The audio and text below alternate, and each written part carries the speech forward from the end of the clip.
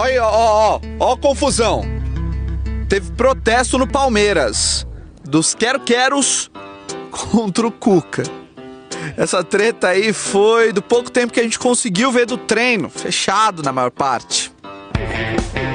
E pouco a gente soube do Palmeiras também, porque o técnico esconde o jogo sobre o time titular. Não que esteja tão difícil de escalar, Luan e William suspensos dão lugar a Juninho e Dudu, que tá de volta, isso a gente já sabe. A dúvida é uma só: Keno ou Guerra? Dois jogadores com características diferentes disputando a mesma vaga.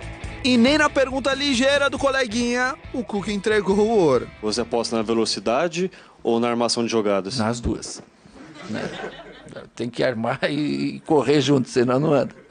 Agora, tirando o time titular, Cuca comentou de tudo, até de polêmicas, como o vazamento de informações em redes sociais, pegadinhas dos tempos modernos. Cuca revelou que ele e o celular não se dão muito bem, principalmente na hora de mandar a mensagem pro amigo ou pro grupo. É muita tecla, muita informação, muita coisa pra ele, né? Quem aqui que nunca postou um vídeo e não mandou pro lugar errado? Ou pra alguém errado? Pode lembrar, todo mundo já fez uma besteirinha, né? Isso aí de mandar para grupo errado, né? Sou o rei de fazer isso. Ainda mais que eu não entendo muito. Você já caiu? Naquele famoso você já caiu? Qual? Aquele áudio famoso. Mas quantas vezes? Os caras mandam, né, de sacanagem, e aí aparece aquela loira. Aí no ônibus é essa risada sempre. Aí mais um trouxa que caiu. Ai, Cuca, vamos largar esse celular então e falar de bola, que é melhor. Porque com o líder Corinthians tropeçando nos últimos jogos, a briga pelo título se tornou mais real para o Palmeiras na 4ª posição. Disso o homem falou também. A gente tem que fazer a nossa parte. Nós temos 6 jogos pela frente que vão definir e muito o nosso futuro na competição. Então vamos começar com o de segunda-feira. Tá, então calma aí, Cuca, vamos lá. Os 6 próximos jogos do Palmeiras nesse Brasileirão. Primeiro é o Curitiba, na segunda-feira, Pacaembu. Depois, Fluminense fora, Santos e Bahia em casa, Atlético Goianiense fora e, por fim, a Ponte Preta em casa. Aqui, ó, 6 jogos, os próximos 6 no Brasileirão. Mas por que não, Cuca? Os próximos 5 ou os próximos 7? Mas esses 6 jogos, aliado os 6 jogos dos adversários, vai dar para nós uma noção exata do que a gente luta, pelo que a gente luta no campeonato. Se a gente der uma arrancada aí, grande, você pode lutar pelo título. Se você não der essa arrancada, você não vai lutar pelo título. Olha aqui, são 13 pontos de diferença para o líder Corinthians. E agora, 6 jogos para saber se é possível sonhar, segundo o técnico. Vamos ficar atento com essa sequência. E o senhor, Cuca, que fica atento com o celular. Por favor. Ninguém merece, né?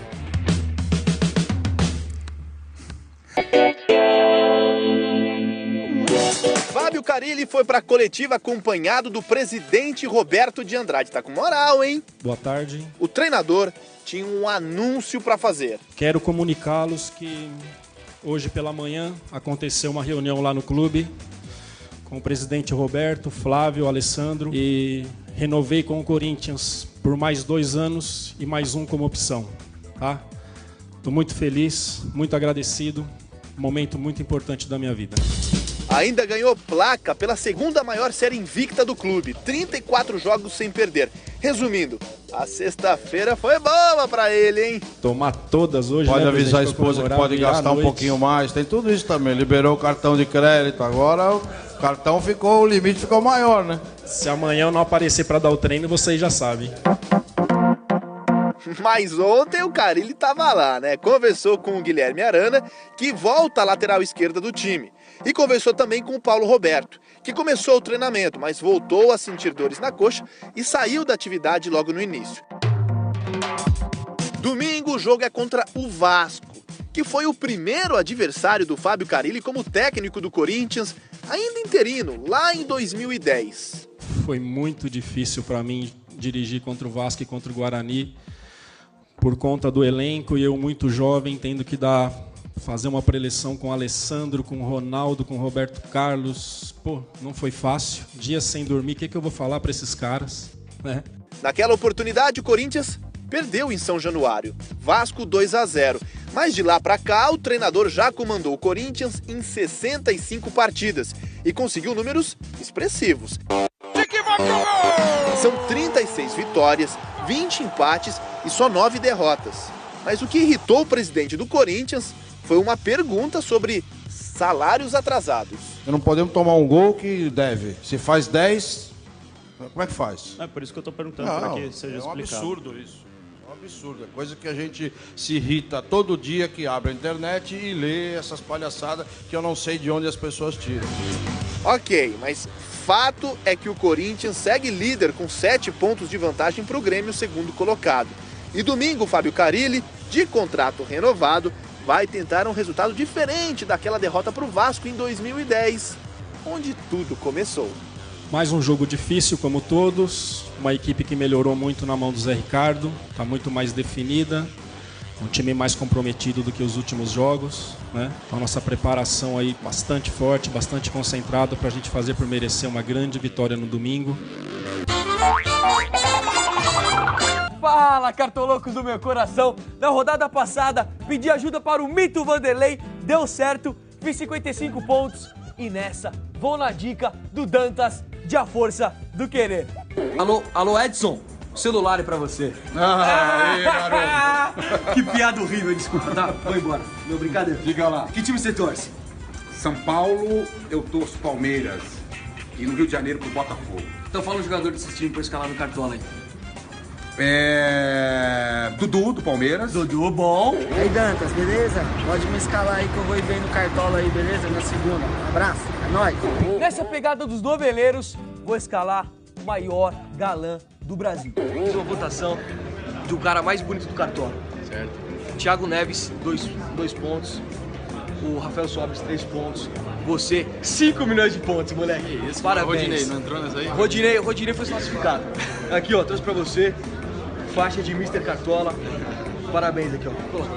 Coloca só pra você ver aqui. Senão eu vou rasgar, segura aqui. Olha lá. Aqui, ó, Mr. Cartola, o mais gato de todos. Muito obrigado. Vou descalar essa rodada, brilha pra nós. Valeu, meu. Na hora de fazer o gol, se para assim, ó. Entendeu? Dá aquela seduzida, moleque. Faz aquele olhar 43 ali, ó. Certeza que o Diego nasceu na colmeia, porque mel ali não falta. Corre que o mercado tá fechando, mas antes acesse globesport.com/cartoloucos e volta logo, Tufão. Cristo Redentor, Rio de Janeiro. O Santos usou a sede social do Fluminense para treinar antes do jogo de hoje no estádio Newton Santos. Isso depois de uma semana longa. Segunda, 16 horas para ir de São Paulo até Guayaquil. Terça, treino. Quarta, empate com o Barcelona do Equador. Quinta, volta para o Brasil e mais 7 horinhas de voo. Sexta, mais treino. Aí já viu, alguns jogadores precisam descansar. Por isso, e pensando na partida de volta pela Libertadores quarta que vem, Evir Coupe vai escalar um time diferente. Os titulares, apenas o goleiro Vanderlei vai jogar. Chance para quem está na reserva mostrar serviço. O espírito é o mesmo de quem vem jogando, né? Buscar a vitória, que é importante também. A gente já está aí quase 17 jogos sem perder. A gente quer manter, né, esse equilíbrio dentro da competição. A novidade no Santos para o duelo contra o Botafogo é a volta do argentino Vecchio depois de quase 2 meses fora dos gramados. O meia está totalmente recuperado da lesão na coxa direita. E isso significa que é hora de suar a camisa de novo. No rachão do treino ele não foi tão exigido assim. Saiu sequinho, mas hoje à tarde o Vecchio deve correr bem mais. Terceiro colocado, o Peixe quer encostar no líder Corinthians pelo Brasileirão. Mas será que dá para esquecer a Libertadores? A gente precisa ganhar, então a gente deixa o Barcelona um pouquinho só de lado, pensa no Botafogo e depois a gente volta para esse jogo que vai ser importante também. Um esporte tradicional sob ameaça. Os Jogos Olímpicos estão habituados desde 1920 a testemunhar a força dos atletas do levantamento de peso, que parecem sustentar o peso do mundo sobre os ombros. Pois essas cenas podem desaparecer no futuro. Por causa de seguidos casos de doping, o Comitê Olímpico Internacional quer que a modalidade crie um controle mais eficiente para flagrar os trapaceiros. Se os dirigentes não montarem um plano eficiente até dezembro, o levantamento de peso pode sair do programa olímpico em 2024. O doping também pode afastar atletas russos dos Jogos de Inverno de 2018, que serão realizados na Coreia do Sul. Dirigentes do Comitê Olímpico Internacional anunciaram aqui em Lima que até o final do ano vão apresentar os nomes de quem poderá participar do torneio e de quem será barrado da competição. Os russos já ficaram fora do atletismo na Olimpíada do Rio, em 2016, por causa de um esquema estatal criado para dopar atletas e desvendado no ano passado. Entidades internacionais chegaram a solicitar o banimento total dos russos dos Jogos de 2018. Mas isso não deve ocorrer. Denis Oswald, responsável pela investigação, disse que é preciso respeitar a presunção de inocência dos atletas. Não dá para dizer, eles são russos e por isso são dopados. É preciso investigar e isso leva tempo, disse o dirigente. Só que o relógio está correndo. Os Jogos de Inverno de Pyeongchang começam em fevereiro. O congresso do COI em Lima acabou, mas ainda existe muito trabalho a fazer. Se liga no Globo Esporte, Mundial de Fórmula 1, chegando à 14ª etapa do Mundial. Corrida noturna de Singapura, 61 voltas, com os pilotos passando pertinho do muro, porque é um traçado de rua. Lembrando que o Campeonato Mundial tem o Hamilton liderando com 238 pontos contra 235 do Vettel. Por isso, a briga pela pole position foi fundamental. É um lugar que se passa pouco, largar na frente é uma grande vantagem. E aí, na luta pela pole position, a gente começa falando do brasileiro Felipe Massa. O Massa teve um toque no muro, na primeira parte do treino, ele acabou perdendo um pneu, furou um pneu traseiro direito, depois ele ainda teve uma outra tentativa, mas ele mesmo errou, admitiu que errou na última curva e vai largar apenas na 17ª posição. E no finzinho do treino, o Sebastian Vettel conseguiu a pole de número 49 da carreira dele, numa volta fantástica, chegou a tocar no muro. Em segundo, para a alegria do Vettel, ficou o Verstappen com a RBR. Em terceiro, o outro carro da RBR, o Ricardo. E em quarto, o companheiro do Vettel, o Kimi Raikkonen. O Hamilton, líder do campeonato, larga apenas na 5ª posição. A corrida promete 2 horas de adrenalina pura. Neste domingo, o Grande Prêmio de Singapura de Fórmula 1 ao vivo aqui na Globo. Silvana Lima, única brasileira na elite do surf mundial. Para chegar na decisão da etapa de Trestles, nos Estados Unidos, ela teve que vencer 3 vezes a australiana Stephanie Gilmore. Lenda do esporte, 6 vezes campeã mundial. Encontrou na final a Kelly Andrew, também da Austrália. Uma lavada 17,70 a 10,93. Caiu na água, extravasou, ergueu os braços, jogou água pra cima e se emocionou. Sozinha, cerrou os punhos e chorou. Era a primeira conquista dela em uma etapa depois de 7 anos. A emoção tinha que chorar, né? Que a emoção é tão grande, mas a felicidade tá enorme, gente. Silvana tá longe do título da temporada. Chegou à 13ª posição no ranking com esse troféu. Mas alguém acha que ela se importa? Obrigado a toda a galera aqui do Brasil. Obrigado mesmo. E eu espero que dê dobradinha brasileira. Isso porque Felipe Toledo ia enfrentar o sul-africano Jorge Smith, atual líder da temporada. O adversário pegou a melhor onda, é verdade. Nota 9 com essa rasgada bonita, mas foi só. Na combinação, o Filipinho somou 15,67 e ficou com o troféu. Se liga nessa onda do brasileiro.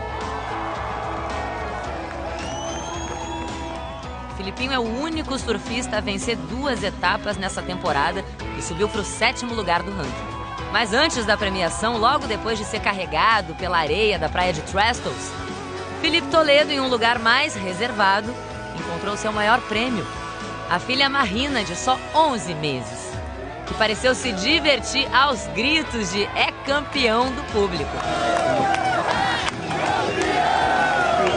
Silvana Lima, Felipe Toledo, dobradinha brasileira, a primeira na história do surf. Celebrations between the Brazilians begin. Silvana Lima getting in the mix with Felipe Toledo. Mais um dia histórico no no Surf Mundial. Tamo junto, valeu! Fala, meu amigo Abel, boa tarde também para você que está ligado no Globo Esporte. Antes, uma informação importante, principalmente para você, Abel, que vive nesse universo paralelo aí do mundo do ar-condicionado. Tá muito quente por aqui, viu? Temperatura em torno dos 30 graus. Foi com esse clima que o técnico Fábio Carilli comandou a última atividade antes desse jogo contra o Vasco. Durou cerca de 1h30. Ele trabalhou a bola parada, tanto ofensiva quanto defensiva, e depois colocou em campo os 11 titulares que vão começar a partir da manhã, portanto não há mistério na escalação do Corinthians. Está confirmado que Camacho, essa é a informação, vai jogar no lugar de Gabriel, que está suspenso. A gente já pode até colocar aí na tela, por favor, coloca na tela. Escalação do Corinthians para enfrentar o Vasco amanhã na Arena Corintiana. O time vai com Cássio no gol, na defesa Fagner, Balbuena, Pablo e na lateral esquerda Guilherme Arana de volta. No meio campo tem Camacho no lugar de Gabriel, depois Jadson, Rodriguinho, Maicon e Romero. Na frente o Jô. A gente sabe que o Corinthians é líder disparado do Campeonato Brasileiro, tem 7 pontos a mais do que o Grêmio, segundo colocado, mas não vive um bom momento. São 5 jogos com apenas uma vitória no Brasileirão, 2 derrotas seguidas. Vencer é fundamental para recuperar uma confiança perdida, tá bom? Abel, fica aí com ar-condicionado à tua disposição. Tchau, tchau. Gostei dessa, Andrei. Mundo paralelo do ar-condicionado. Realmente, aqui está bem mais fresquinho do que lá no CT, onde ele está para essa entrada ao vivo. Desde terça-feira, ninguém falava no São Paulo. Só treino, sem entrevistas de jogadores. Nós temos que falar o mínimo possível e trabalharmos o máximo que pudermos. Eu acho que essa frase aí, ela representa bem o momento que nós estamos passando. Ontem foi meio que o contrário. Câmeras liberadas só para entrevista coletiva. Muitos assuntos acumulados para Dorival Júnior comentar. A começar pelo risco de demissão em caso de derrota amanhã. A mim não me importa. Eu estou preocupado em poder fazer o meu melhor pelo São Paulo, fazer o melhor trabalho possível, querendo naturalmente que os resultados aconteçam muito mais do que esses pseudos torcedores e querendo o melhor pelo clube. Eu só posso dizer isso. E Muricy Ramalho, como consultor informal do clube? Meu amigo, uma pessoa que eu respeito, uma pessoa que é mais do que preocupada. Me ligou 2 ou 3 vezes, preocupado com a repercussão que estava dando uma ou outra declaração. Eu falei que não tinha nem necessidade, conhecendo como eu conheço ele. Dar uma palavra de incentivo, isso daí vai ser sempre bem-vindo, vocês sabem muito bem disso. Comigo nunca teve esse tipo de problema, jamais terá. E eu tenho certeza que qualquer situação que venha acontecer para o bem de São Paulo será bem-vindo. A reunião com torcedores na quarta-feira. Foi uma reunião de nível, sem que tivéssemos agressões. Os próprios torcedores, e olha que não foram apenas torcedores das organizadas, nós tínhamos ali vários segmentos, reconhecendo o esforço que os atletas estão fazendo para que saiamos o quanto antes dessa situação que nos encontramos, que eles sabem que não é fácil. Sobre o time que o Dorival vai escalar contra o Vitória em Salvador, só dá para ter uma ideia, até porque o treino dessa sexta foi fechado. Mas, com base no que a gente pôde acompanhar nos últimos dias, vamos ao campinho. Sidão, Éder Militão, Rodrigo Caio, Arboleda e Júnior Tavares. Jonathan Gomes, Petrus, Hernanes, Marcos Guilherme, Lucas Fernandes e Lucas Prata. Esse é um esboço que o Dorival tentou confundir na coletiva. Fizemos algumas opções com Lucas, com Cueva, com os 2 juntos, com um atacante, com 2 atacantes, buscando 3 homens de frente com velocidade. Então essa definição ainda não temos. Se o Vitória é o pior mandante, o São Paulo é o pior visitante do Campeonato Brasileiro. Só 5 pontos em 12 jogos fora de casa. Como melhorar esse aproveitamento? Nós temos que tentar uma regularidade maior a cada rodada. Agora, temos que contar em algum momento também com esse fator sorte, né? Que ele venha também um pouco ao nosso lado. De repente ele esteja bem próximo de acontecer. Estamos no aguardo.